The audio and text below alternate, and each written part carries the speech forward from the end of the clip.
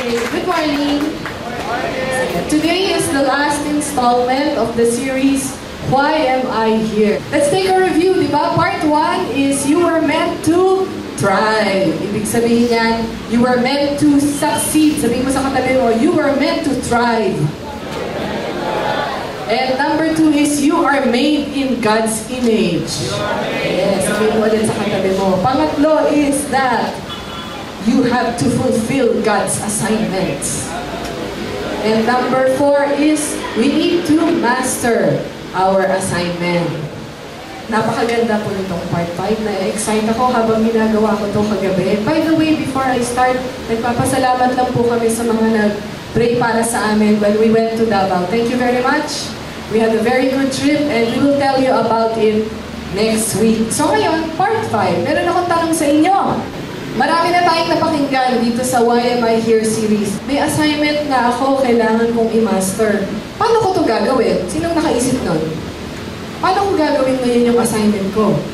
Yan. It's very good that you're here because today I will tell you how to master your assignment. Pangalawa, may tanong ako ulit. Minsan ba may nagawa kang tama or nagtagumpay ka, like nanalo ka ng award or feeling mo, wow, ang galing-galing ko, nagawa ko yun. Tapos, wala ka namang ka-share. Hindi mo alam kung kanino mo isi-share. Di ba? Ganon? Minsan feeling mo, hindi naman ako in love, kanino ko isi-share. Or hindi naman nakikinig yung asawa ko sa akin, umuwi ka, dear, ganito, ginawa ko, ganito. Tapos nanonood siya ng TV, may sinabi ka ba? Diba? Anong pakiramdam? Anong pakiramdam nun kapag happy-happy ka, tapos wala kang ka-share? Di ba malungkot? Sige. So today, let me share to you part 5. How do you master your assignment? How do you fulfill God's assignment? You know what? What you need is a partner. So today's message, partnership. Sabihin mo ngayon, partnership. Okay, this message is not necessarily about love and marriage, but I will be talking a lot about husbands and wives. Kasi po yun ang pinakamatibay na partnership. But this is also about partnering with one another to fulfill God's assignment for us. So Genesis 1, create ni God ang mundo para tayo ay mag-thrive. Binigyan tayo ng assignment. Diba binigyan niya si Adan ng assignment? Ano yung unang assignment ni Adan bukod sa alagaan yung mga halaman? Diba kailangan bigyan niya ng pangalan ang mga hayop, diba? Tapos na-master ni Adam yung assignment niya. Kaya nung na-master niya yung assignment niya, ano yung susunod na binigay sa kanya ni Lord? Binigyan siya ng partner. Diba good news yun? Kaya kailangan matuto tayo maging master para mabigyan tayo ng partner, right? Sa Genesis 2, can you open your Bibles, everyone? To Genesis 2 verse 18. If you have your Tagalog Bibles, open it there kasi lahat po ng PowerPoint natin ay nasa English. So Genesis 2 verse 18. Okay, let's read together whether English or Tagalog ang inyong hawak. 1, 2, 3, go. Genesis 2:18. The Lord said, "It is not good for the man to be alone. I will make a helper suitable for him." How many days create ni Lord ang world? How many days? 6 days. And then, after every day, sinasabi it was good. So every day yan, bago siya matulog, kung natutulog man si Lord ay, he saw that it was good. It was good. It was good. It was good. Pagdating kay Adam, ang sabi niya, it is not good alone. That's why, pag kay God, dapat everything is the best, right? So God said, I will make a helper suitable for him. Sabihin niyo nga, helper suitable. Okay? Helper suitable. Ibig sabihin, isang angkop na makakasama at makakatulong. Nandyan yan sa Tagalog Bible mo. Isang angkop na makakasama at makakatulong. Hindi maid. Hindi ganun ha? So, from now on, husbands, huwag yung iisipin na sinabi ng Bible, katulong kita eh. Ha? Baka matsampal-champal ka ng asawa kong babae. Hindi po ganon. isang angkop na makakasama at makakatulong. May magandang word yan sa Latin. In the original Bible language, is Ezer Kenegdo. Yeah, dito sa New Kong, we learn a lot of words in the Bible. Let me explain to you one by one. Two words yan, di ba? Unang word, Ezer. A combination of two words, meaning to rescue, okay, at strength, kalakasan. Yan po ang ibig sabihin ng salitang Ezer. It is used 21 times in the Old Testament. So kung nagbabasa tayo ng Latin, hold on, I think this is Hebrew. Right? If you're reading that, in the original language is, mababasa niyo yan 21 times in the Old Testament, and 3 times ginagamit yan sa gera. Kailangan natin ng Ezer, padala ka ng Ezer, rescue. And 16 times Ezer is used, i-refer kay God. So si God ang ating Ezer, meaning siya ang ating rescue at siya ang ating kalakasan 16 times in the Old Testament. Ezer means a vital, powerful kind of help. Can you imagine? Nasaan na mga babae dito? Can you imagine this word na Ezer, to rescue and strength, by God to describe the very first woman? Ibig sabihin nun, mga babae, kayo ay create ni Lord para maging isang rescue at isang kalakasan para sa inyong mga asawang lalaki. Good news ba yun?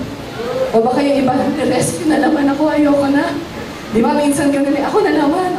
Pag-uusapan natin yan mamaya. So, Exodus, maganda itong word na Ezer. Okay? Just to let you know, in Exodus 18:4, wala siya sa PowerPoint, but you can read about it in your Bible. In Exodus 18:4, si Moses, pinangalan niya yung isang anak niya na Eliezer or Eleazar. Di ba? Sino may kilalang may apelidong Eleazar? Di ba? Eliezer yon. Ang ibig sabihin ng Eli is my God. Ang ibig sabihin ng Ezer, di ba, is my helper. So pinangalan ni Moses yung kanyang anak na my God is my helper. Ni Moses, I'm so happy. I will praise God. Ang aking anak, ipapangalan ko, Eliezer. The Lord is my strength. The Lord is my helper. Ganyan po ka-important yung word na Ezer. The first woman. Eve was a partner who could provide vital strength and assistance to Adam. Ladies, kaya tayo nilikha ng Panginoon para makaprovide ng, basahin niyo yan, vital strength and assistance. Ibig sabihin ng vital ay importante. You cannot live without na assistance. Malinaw? Okay. Natutuwa na ba ang mga babae? Natutuwa na ba ang mga lalaki? O meron pang more good news. Yung ibang babae, sabi nila, baka hindi.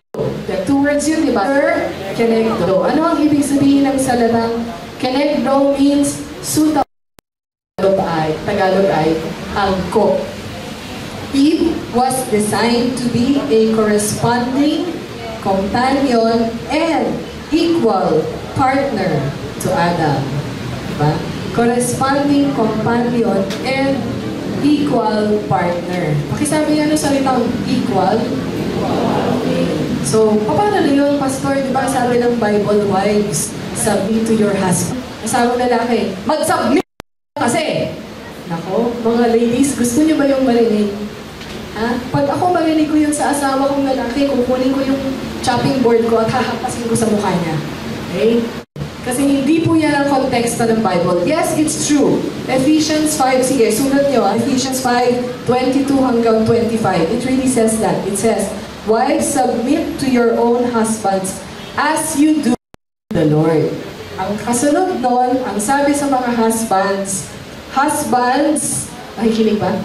Love your wives as Christ loved the church and gave Himself up for her.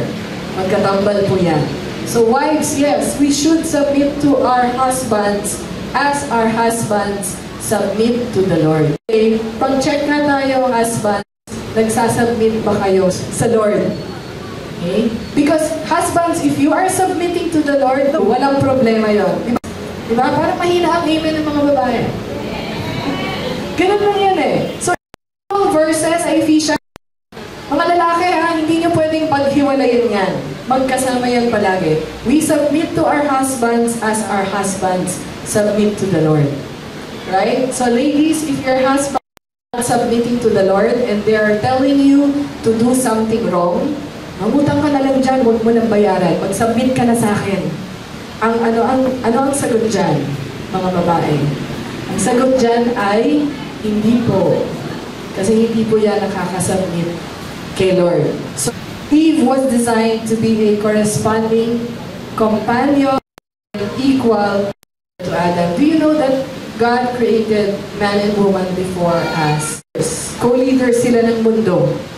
Okay? Nagkaroon lang ng problema kasi nga nag-disobey. Right? Nag-disobey. So, nasira ang partnership nila. But originally, they should have been partners in ruling the earth. Nalaman natin yon sa Genesis part 1. Okay, next. A helper is required to be equal to or stronger than the one who needs help. Okay, kung kailangan mo ng help, yung hihilingan ko ng help, kailangan kasing lakas ko or mas malakas sa akin. Tama? Let's demonstrate. Can I call up a few people on stage? AB? Sige. Come here, AB. Come here, Jersey. Jersey. R2 na lang, R2. Sige. R2, who else? Come here, Rainier. Yeah, ilan na palit. Yeah, strong. Wow. Sige. Yung chairs na yun. Lagay mo dito. Sige, Jersey. Papakarga ko mga chairs kay Jersey sa stage. So kung kailangan mo itong dalhin dito sa stage, punta ka dyan. Siguro kaya niya mag-isa, palagay niyo. Pero, di ba, she's a lady. So kailangan ng help. Palagay niyo sino sa kanila ang pwedeng tumulong. AB. Tulungan mo yung lady, dalhin yung... Sige, 1, 2, 3, carry. Pwede, di ba? Pwede. Dalhin mo dyan. Tulungan mo ulit siya ibaba. Baba niyo na doon. Carry. Yan. Palagay niyo si AB ay equal to or stronger than. Diba? Siguro stronger. Okay, balik kayo dito. Ngayon, paano pag mas mabigat? Saan si Kuya Alex? Kuya Alex, hindi ka nga dito. Lahat kayo tumabi. Tabi kayo dito. Malaki. Sige. Kuya Alex, maaari ko bang hiningin na ikaw ay humiga sa stage pag ano? Yan. Okay. Sige, Jersey, pakikarga si Kuya Alex. Kailangan kong kargahin mo si Kuya Alex mula dyan. Ilapad mo siya dito. Kaya mo mag-isa? Hindi. Kailangan mo ng tulong? Sige, tulungan mo, AB. So, try. Sige, try. Pag-isipan niyo, mabuti.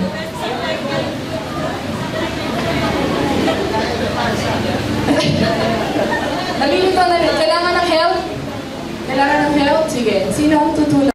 Hindi kayo. Tawag ka, R2. Okay. Pag-isipan nyo huwag nyo ibigay.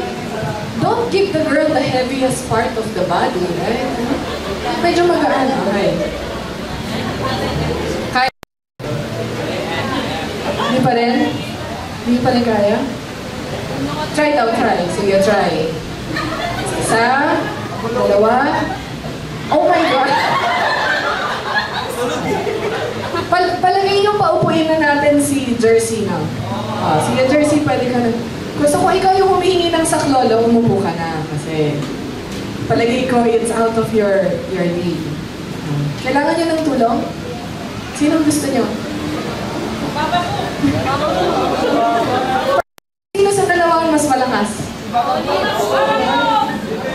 Depende. Rainier muna, Rainier. Reinforcement. Okay. One. Pag-isipan nyo, strategy. Bahala kayo, basta uruin dito. Dapat nandito siya. Isa. Dalawa. Strategy. Binigay nyo naman kay AB yung mabigat na bahagi ng Alex. Magpalit naman kayo.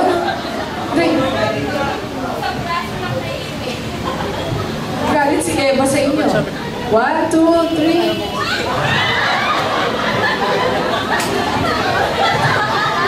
Kailangan ng help? Kailangan ng help? Okay. Tumulong ka na. Tumulong ka na. Oh. Strategy. Dapat umabot si Alex dito. 2, 3.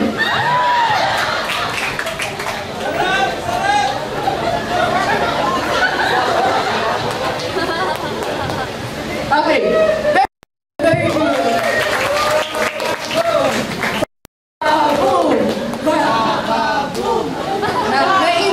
May injury ba, Kuya Alex? Okay, very good. So, palakpakan natin ang ating helpers, di ba? Helper. So, naiintindihan nyo? Kung tatawag kayo ng help, kailangan ay, ano ulit? Equal to or stronger. Alright? Si Adam na kailangan ng help. Correct? Sino ang pinadala ni Lord? Si Eva. That means, you know what this means, ladies and gentlemen? Ready na kayo? Revelation to, Revelation.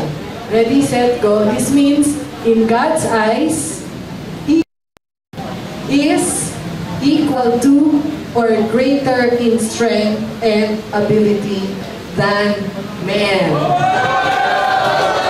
Okay? Naniniwala ba kayo dyan? Ladies? Ladies? Okay? Totoo ba yun? Kasi di ba kailangan ng help? Kailangan ng help. So si Lord, hindi siya magpapadala ng help na mas mahina sa'yo, lalaki. Right? I told you this is gonna be an exciting message. So ladies, may tanong ako sa inyo. Nararamdaman ba ng mga asawa nyo na kayo ay malaking tulong sa kanila? Or feeling ba ng mga asawa nyo lagi nyo silang inaaway? Helper ha, helper, hindi enemy. Alam kong maraming letter E, parehong words, but we're supposed to be helping. Okay? Not enemy, helper. Okay?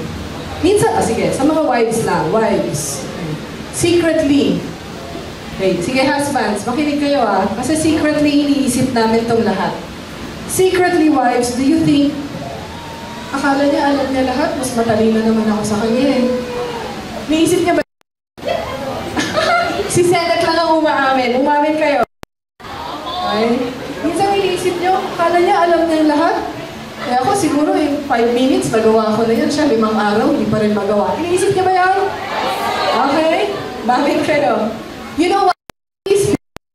You are equal to or greater in strength and ability than your husbands. Amen? Is that a bad thing? No, it's not a bad. Men, matakasimangap na yung mga lalaki. No, hindi. You should be happy. Because God gave you a partner. Nandito yung mga men sa harap. God gave you a partner. Right? A partner. Alam niyo kung bakit? Tanungin niyo ako kung bakit? Kasi hindi kayo nakikinig. Kung nakikinig kayo sa inyong mga misis, hindi magiging madaldal. Yun lang yun. Ang tawag doon ay partnership. Partnership. Ganun lang yun. By the way, I love my husband very much. I know madaldal ako sa kanya, pero natuto na akong bawasan ng aking 25,000 words. Mga sinasabi ng society na mas mababa ang babae, ang babae ay tagalinis lang ng bahay, tagaluto, etc. Ang babae, sa ibang bansa, yung mga babae, they have to walk behind their husbands. Alam niyo ba yon? Sa ibang bansa, yung mga babae, naglalakad yung asawa lalaki, yung babae nasa likod lang, nagagano. Hindi sila pwedeng magsalita. Yung friend namin, pastora sa Davao, she was, ano nga ba nangyari? Nag-attend sila ng conference in Korea. Yung si pastor, mahilig maglaba. Si pastora, mahilig maglinis ng bahay. So there's nothing wrong with that, right? Okay lang yung shared duties. Dun sa conference, si pastor naglaba. Dun sa public CR, nakita siya ng mga Korean delegates na babae na pastora. Alam niyo, nakita nilang naglalaba si pastor? Pinagtatawanan nila. Kasi sa kultura nila, ang lalaki ay hindi dapat gumawa ng gawaing bahay. So, nainis si pastor, naglaba na lang siya sa loob ng kwarto nila. Kasi pinagtatawanan siya ng mga Korean delegates. In fact, si pastora, hindi siya allowed na magsalita about, yung hindi siya pwedeng, kunyari nagbibiroan, tapos ginagawa yung asawa, ikaw talaga. Nirebuke siya ng mga iba na, hindi mo ginaganyan yung asawa mong pastor, hindi mo pwedeng champang siya. Yung ano lang, dear, nakakatawa ka naman. Bible school. So, bakit daw dear, ang cute-cute mo? Nirebuke siya, don't do that. Don't do that, babae ka lang. Dapat ginagalan mo yung asawang pastor na lalaki. You know what? Jesus came to change all that. Jesus came respect for our partners. Sabihin niyo nga, respect. Husbands, do you respect your wives? Ginagalan niyo ba? And wives, do you respect your husbands? Tahimik na. Mag-isip-isip tayo. Jesus came to restore respect. Galatians 3 verse 28, there, sabi to ni Paul, there is neither Jew nor Gentile, neither slave nor free, nor is there male and female, for you are all one in Christ. Ang sabi ni Jesus, wala nang paghihiwalay sa lalaki at babae. Walang segregasyon. Wala nang male or female. You are all one in Christ. So you should all partner together to build the kingdom of God on earth. Correct? Kasi ang sabi ni Jesus, Our Father who art in heaven, holy be your name. Your kingdom come. Your will be done on earth as it is in heaven. We should partner together, husbands and wives, to build God's kingdom on earth. It doesn't matter if you're a man or a woman. Yes, meron tayong differences, and I will get to that in a moment. But we should celebrate differences. Dapat natutuwa tayo na hindi tayo pare-pareho. Kung hindi if we're all the same, then we don't need each other, right? But God created us so that and partner together. God saw it necessary to give man a strong, equal partner so that they can thrive. Partnership is a key to thriving. Singles, huwag kayong mag-alala. This message is also for you. So nakita ni God na it is not good for man to be alone. Bibigyan mo siya ng partner equal to or greater pa sa kanya. Ganun yun. It doesn't mean that men, you are less than women. Hindi po yun. It just means that there's stuff you cannot do that we can do. Right? And baliktad rin. There are stuff that we cannot do that you can do. Correct? That's why we need each other. I saw this on my Facebook wall the other day, posted by Pastor Joseph Sabarte, and I really love it. It said, don't look for a wife whom you can rescue. Look for a wife who can fight alongside you. Gusto ko yan. Singles, nahihilig ba kayo? Single men, maghanap ka ng warrior princess na pwede mong makasama. Okay? Kasi kung i-rescue mo pa palagi, hanggang mag-asawa na kayo, i-rescue mo pa rin siya. Mahirap yun. Okay? Mag-antay ka muna hanggang kompleto na siya kay Lord. Kasi kung ikaw pa mag-rescue sa kanya, hindi niya na kailangan si Jesus. So, look for a wife who can fight alongside you. So singles, like I said, this message is not necessarily about marriage. What is it about? This message is about working together with somebody who is different from you. And different is not bad. So this message is about knowing our uniquenesses. Kasi tayo lang naman ang mga tao sa mundo. Dalawa lang yan, di ba? You are either male or female. Ganun lang yan. We are the only people. Male or female, there's nothing else. It's only male or female. Let me tell you about male or female. Saan ba tayo nang Genesis 2:21 to 25. So the Lord God caused a deep sleep to fall upon the man. Natulog si Adan.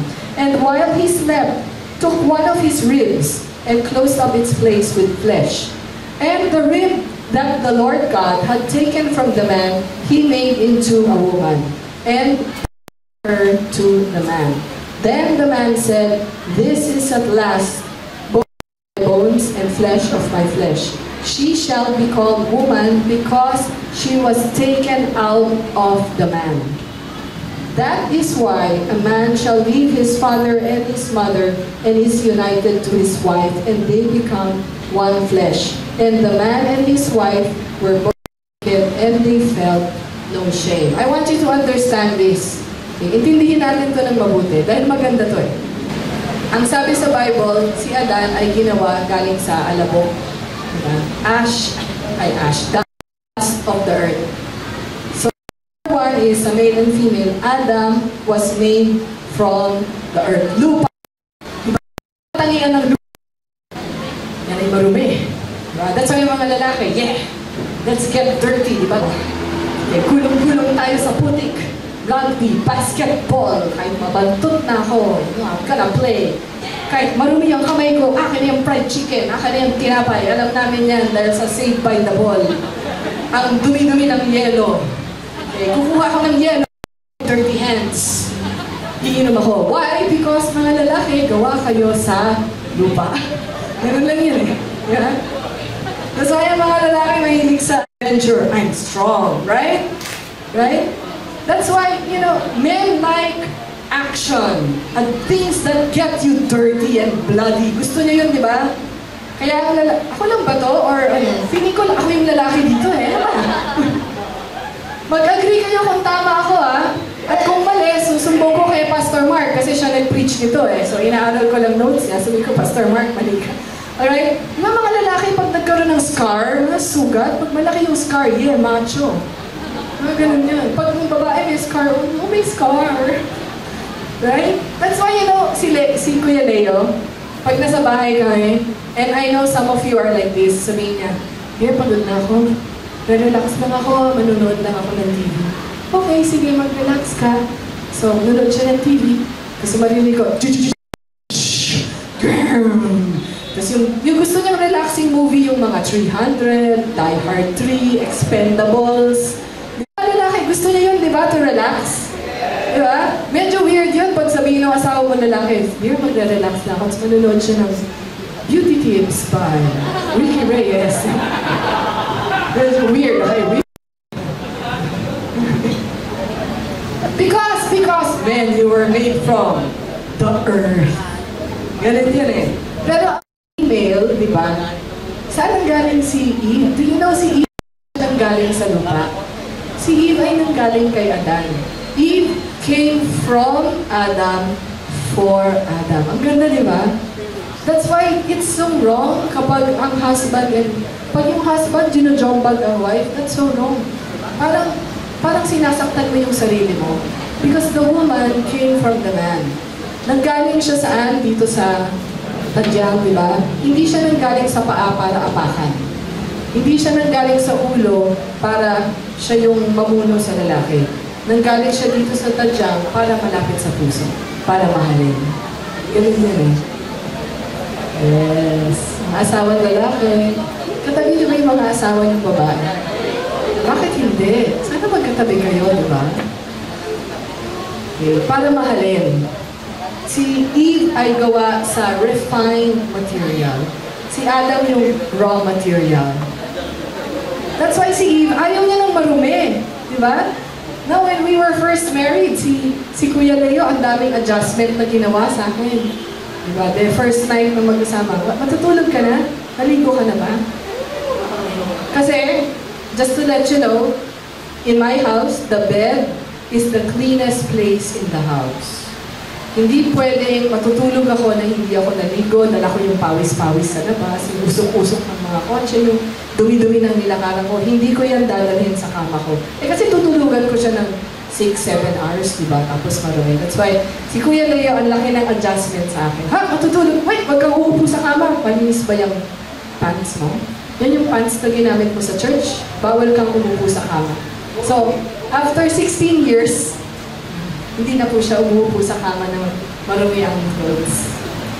Ganun yan eh. Because I am refined. Diba? Hindi ako gawa sa lupa eh. Gusto ko lahat ay malinis. Correct? Correct? Okay. Next. Number 2.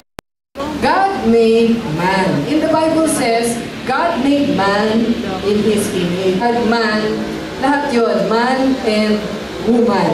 Nakita niyo kung bakit woman? Woman is man with womb. Alam niyo kung anong womb? Bahay bata. And male, ano yun? Female is a male na nagkakarga ng fetus. Ganyan. Kaya siya female. Tsaka woman. Gets? So, lahat tayo ay men. Men of the earth. Nagkaiba lang sa bahay bata. Next, number 3. Adam was created first. That's why I believe, even though men and women are supposed to co-lead, I believe that men should be first. Okay. Men should be leading first. And Eve was created as God's gift to Adam. Di ba ang ganda nun? Women, ngumiti kayo Nilikha kayo ni Lord para lang iregalo sa mga lalaki. Di ba maganda yun? That's why women, single women, where are the single ladies in the house? All the single ladies, all the single ladies. Ay, meron ako sa inyong babala. Pag may nangliligaw sa inyong lalaki at ang feeling niya he is God's gift to women, hindi niya binasa ang kanyang Bible. Okay? So, if you're, yung naliligaw siya, ano yung sa, linya yan sa recital natin kagabi, di ba? Ano yung linya mo, Rainier, di ba? Ako ang regalo ng... Somebody said that in the play, I am God's gift. Sabi ng lalaki, I'm sorry, wrong. Okay. Women are God's gift to men. Ganun lang yun. That's why single ladies, if you're going to choose a husband, he should look at you like you are God's gift to him.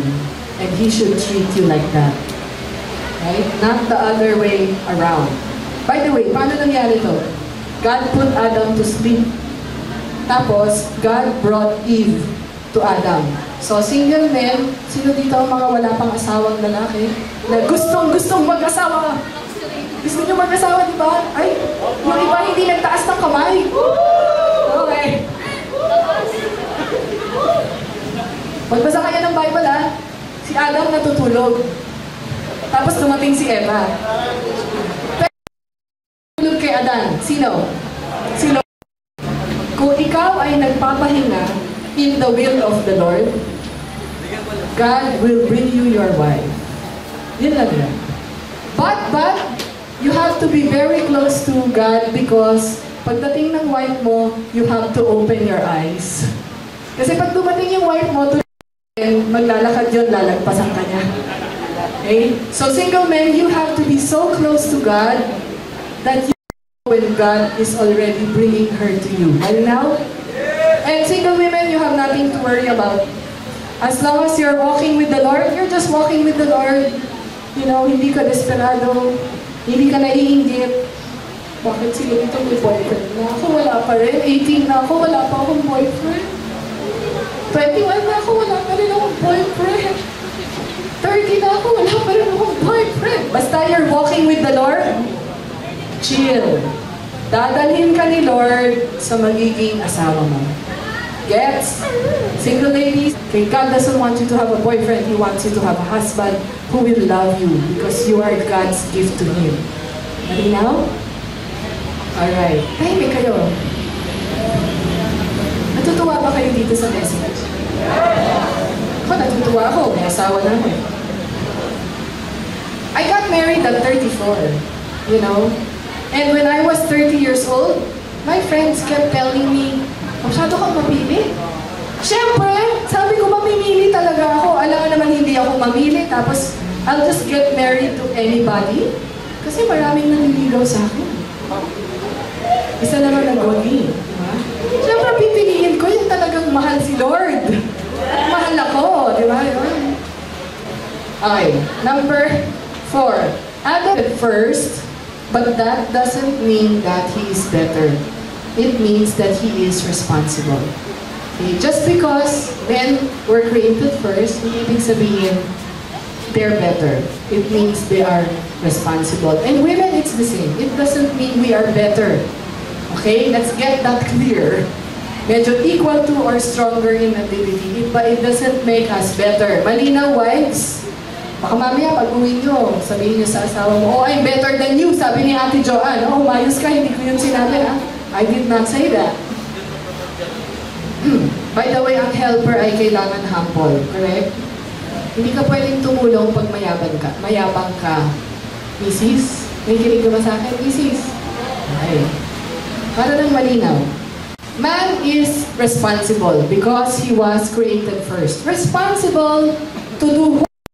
Okay? To do what? Ito yung four basic responsibilities of manhood. Number 1, men are responsible to produce or to accomplish things. Ibig sabihin ng accomplish, meron tayong tinatapos, meron tayong kinokompleto. So, please correct me because I'm preaching about men and I'm a woman. Pero, mga men, are you happy pag meron kayong na-accomplish or natatapos? That's why men like sports. Diba? Kasi sa sports, may accomplishment, may score. Diba? That's why ang basketball sikat na sikat sa mga lalaki. Kasi accomplishment yon if you score. Correct? Tama ba ako? Actually, kahit matalo yung team ninyo, may sense of accomplishment ba kayo, men? Kahit matalo, basta you did your best, do you feel good?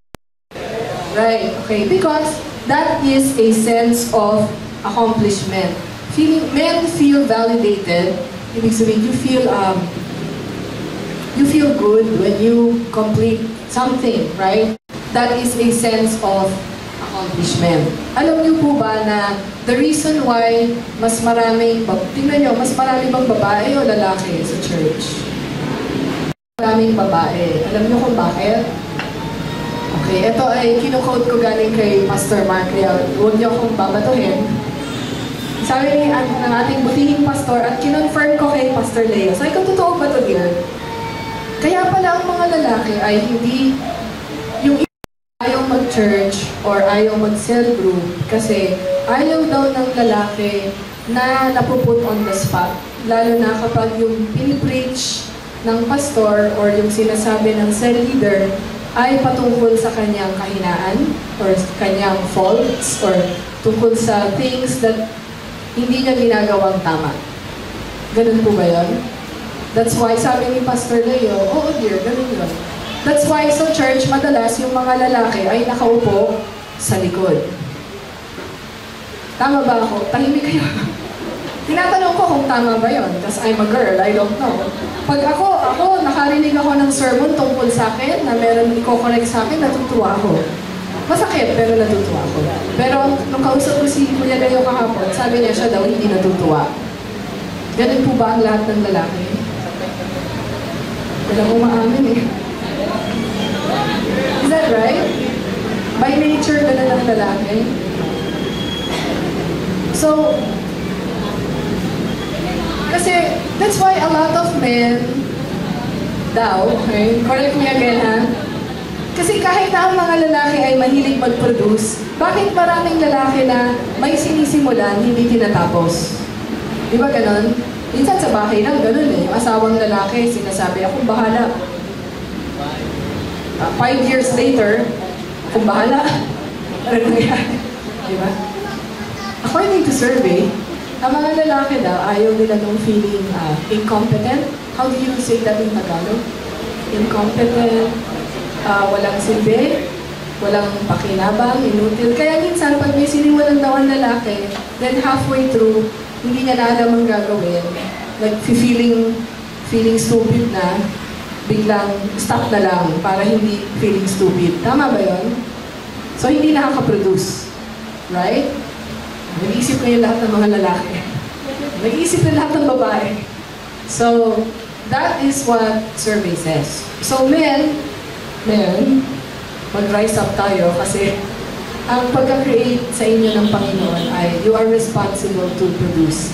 So, remember yung part 4 natin, yung mastery, pag may wall. Anong gagawin mo dun sa wall? Diba? Kung yung wall na yon ay humaharang sa iyong assignment to produce, destroy.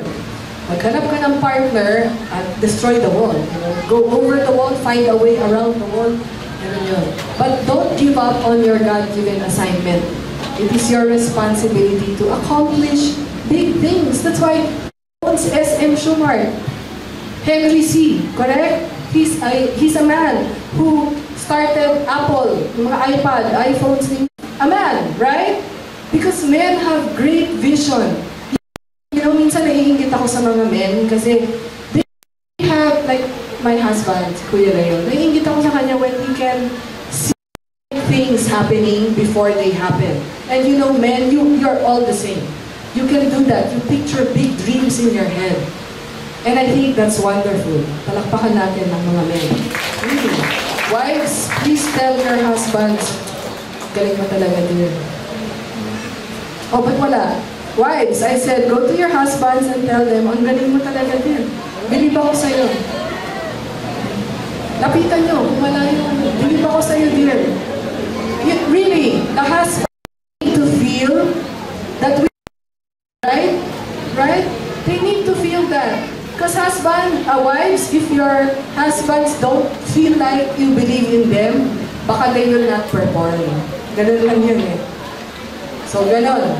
Okay? Men are responsible to use. So, single men, ano na yung na-accomplish ninyo sa inyong buhay?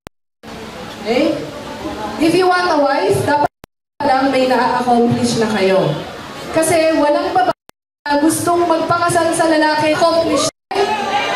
So, single men, please assess ano na ang na-accomplish ninyo sa inyong buhay.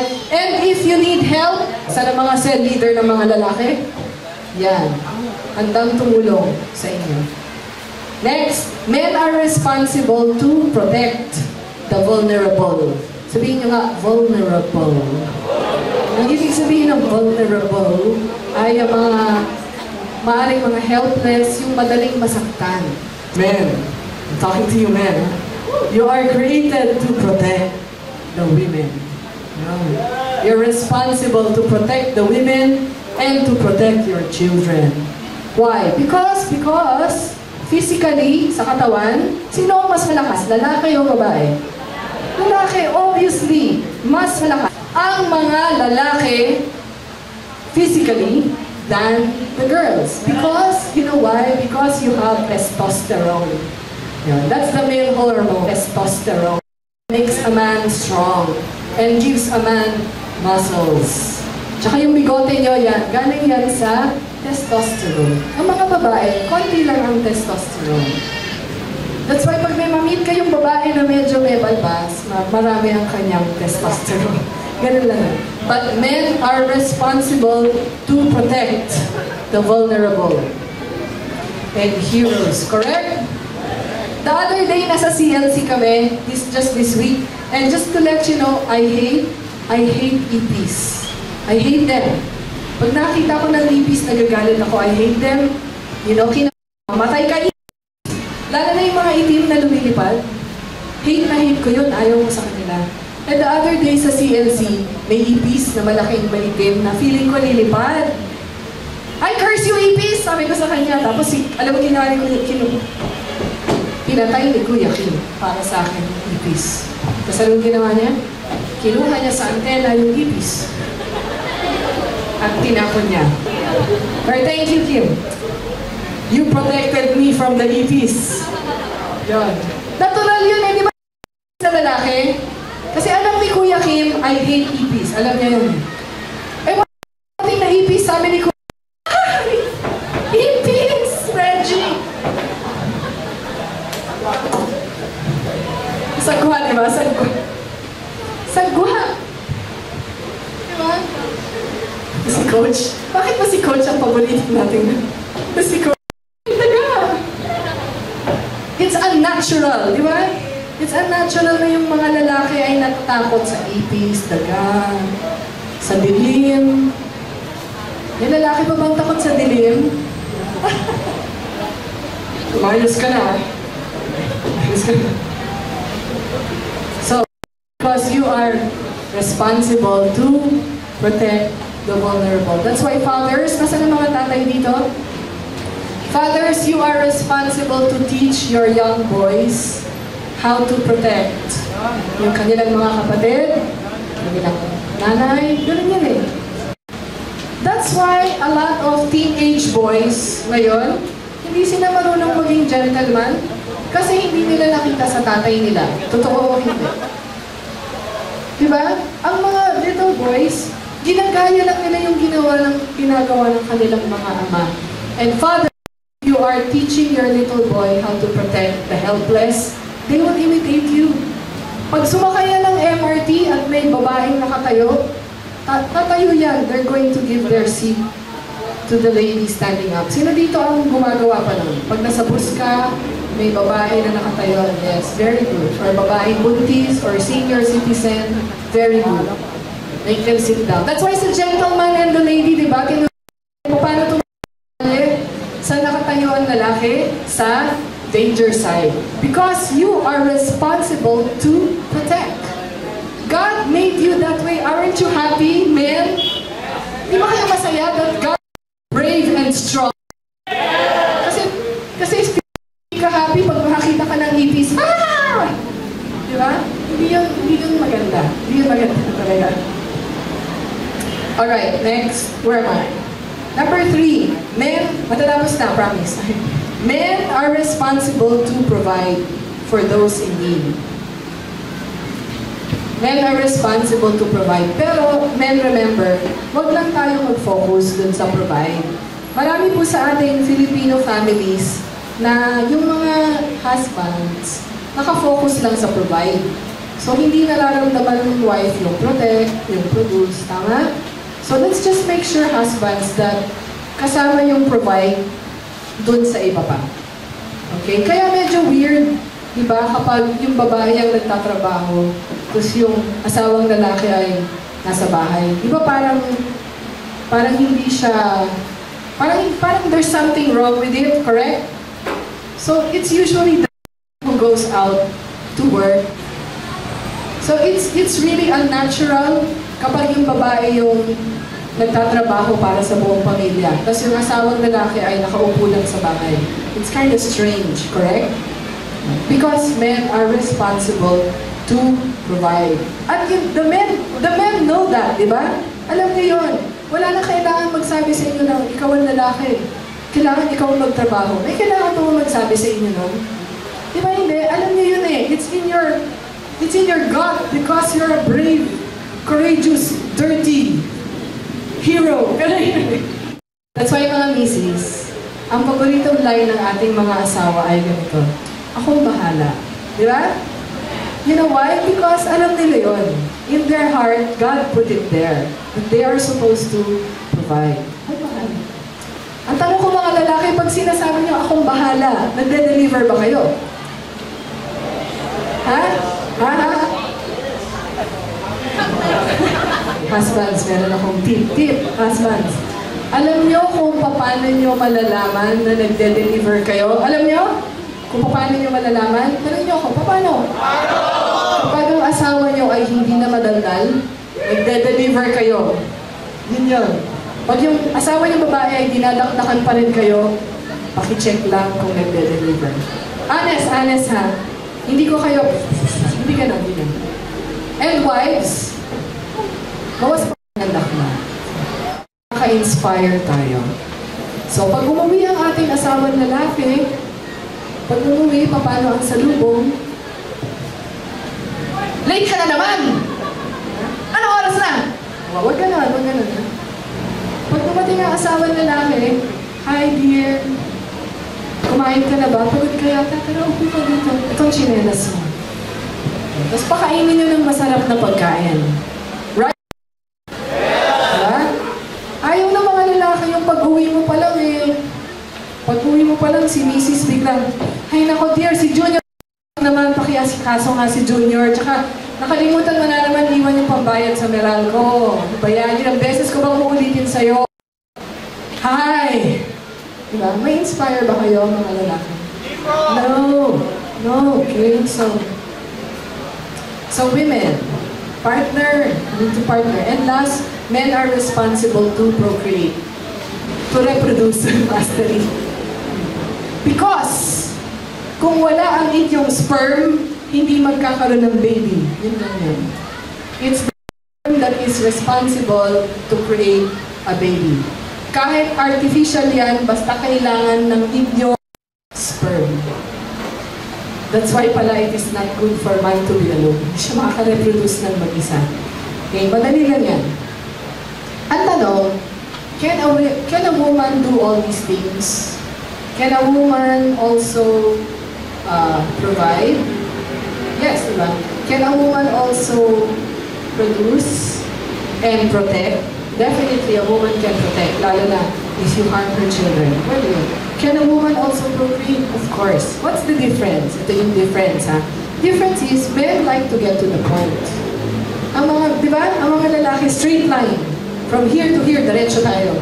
That's why ayaw na ayaw ni Kuya Leo kapag sinabi kong, punta tayong Shoemart, okay. Ay, pwede muna tayong dumaan dito. Ayaw niya. Kasi in his mind, gusto niya lang pumunta sa Shoemart. Kaya mga lalaki, nasa Facebook na to, pag sinabi ng lalaki, matutulog na ako, anong ginagawa nila? Tulog. Pag sinabi ng babae, matutulog na ako, anong ginagawa nila? Mag-lotion muna, tapos tatanggal ng blackheads, naliligo, inaayos mo na yung cabinet, ayan, tulog na yung asawa nila. Why? Because women like to nurture things. Ganun yung difference. Okay? May magandang sinabi si Pastor Mark. Ang sabi niya, a woman, ano yan, paki-flash mo dyan. If you give something to a woman, she will never return it exactly the same way. Yan ang maganda sa babae. Do you know that this can be both good or bad? Piliin ko, if you give something to a woman, she will never return it exactly the same way. And women, I hope we can use this in a good way. For example, if you give a woman, pagbigyan mo siya ng hilaw na karne, bibigyan ka niya ng magandang pork chop meal na maganda ang lasa presentation, right? If you give a woman a sperm, she'll give you a baby. Okay?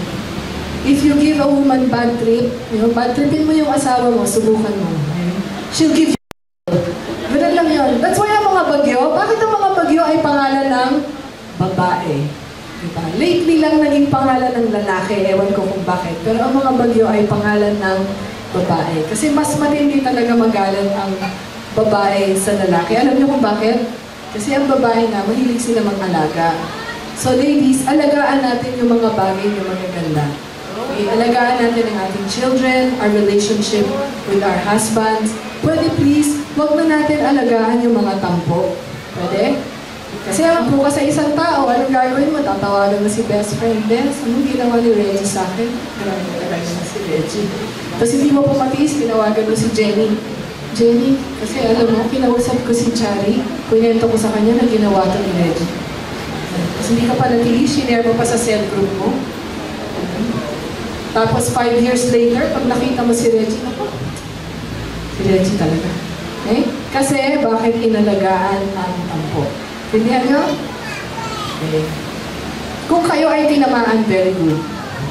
Kasi ladies, we need to nurture the good things. Good things, right? Can you say that with me? Good things. Not the bad things. You know, men, madali lang mawala. Right? And ang men, kahit mabilis magalit, mabilis mawala. Right? Nakamit ka na ba ng lalaking matagal magtampo? Ako, delikado yung lalaking matagal magtampo. Tapos yung lalaking nakikipag-chismis pa sa ibang lalaki. Ito yung ginawa ni Bert. Gilbert? Yung tatawa Gilbert. Gilbert, alam mo yung ginawa ni Bert sa akin nung Sunday. Iyak-iyak pa.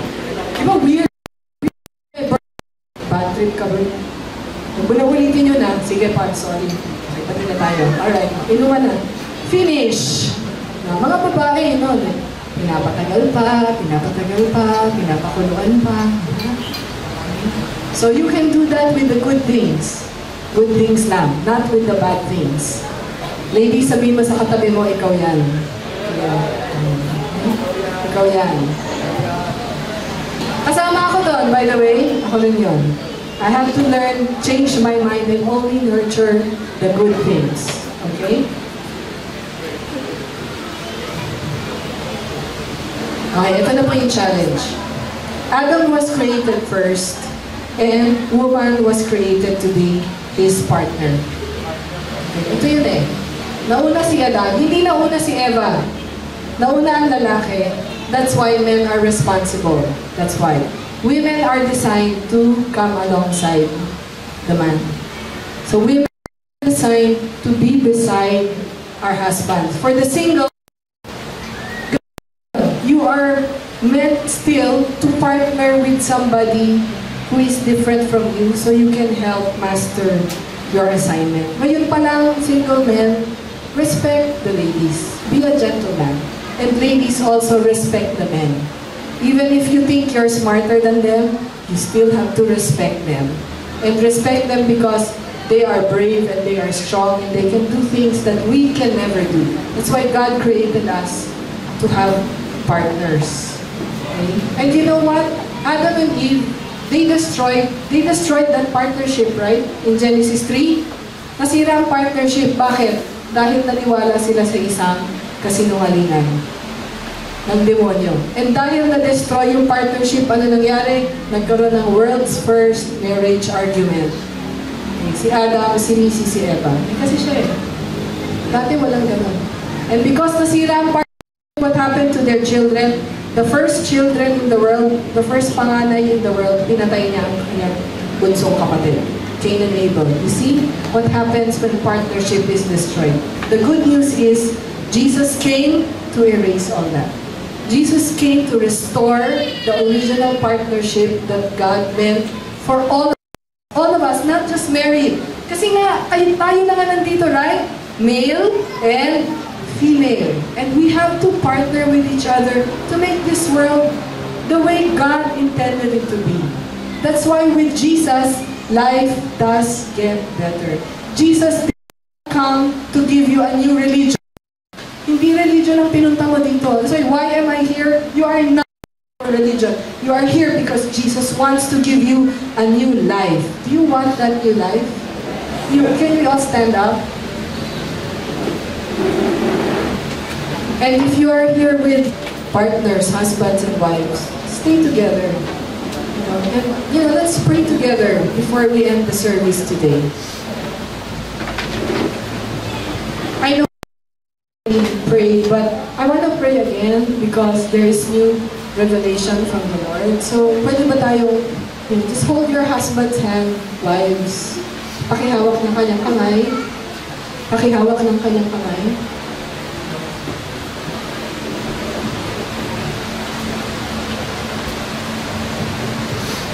Husbands and wives, before we pray, we also pray that if you are apart from your partner, pray that God will bring you together. For any reason, a man and a wife should not be apart. A man and a wife should always be together because two shall become one. Magpipray muna ako para sa mga mag-asawa. And then afterwards, I will pray for the singles. Okay? So, husbands and wives, let's pray. Lord, we surrender our lives to you. And Lord, starting today, Lord, we will walk as partners. Lord, we surrender, Lord, yung aming pride, yung aming mga sariling pag-iisip na kami lagi ang tama, partner namin ang mali. Today, Lord, we surrender that to you. And Lord, we want to humble ourselves before you and we are a partner in advancing your kingdom here on earth. Let us be good examples to our children. Let us be good examples to each other, O Lord. And I ask, help us to pray every day as husband and wife and ask you, Lord, and just talk to us as husband and wife and ask you for great things for ourselves and for our families. Lord, today we accept this partnership. We accept this partnership. Lord, in building your kingdom here on earth. And wives, pray for me, Lord, I acknowledge that my husband is the leader of this household because you created him first. And I will respect him. I will inspire him. I will be his helper. I will be Ezer Kenegdo because you created me for him, Lord Jesus. And I will be a great helper to my husband, Lord. In Jesus' name I pray. Amen. And husbands, just pray that you will be a good protector to your wife, a good provider, and that you will wish much for your families. And now for the singles, I want you to look at this PowerPoint slide, singles, and married also. God gave us partners. We can only thrive when we partner with people who can help us fulfill our God-given assignment. So singles, I know you have a lot of dreams. Don't do it alone. Look for someone who can help you. Mang-abala ka. Kasama yun sa mastery, di ba? Mang-abala ka na. Kasi God created us to be partners with each other. Hindi yung if you have big dreams, we will help. That's why we always say, join the cell group. Kasi sa cell group, hindi naman tinetest ang talino mo. Sa cell group, gusto lang namin to support you. Support each other. Okay? We can only thrive when we have partners. So singles, come on, let's pray. I'll pray with you, singles. Panginoon, I ask you, Lord, to give me partners who will help me to be more like you, Lord. I pray, Lord, that you would help me to be teachable, Lord, to be humble, Lord, open, Lord, to new things and new lessons. And I ask you, Lord Jesus, as a single person, help me to walk so closely with you, Lord God, that you will be the one, Lord, to show my lifetime partner. And when that day comes, Lord, I pray that our partnership will also bring glory to you. In Jesus' name, amen.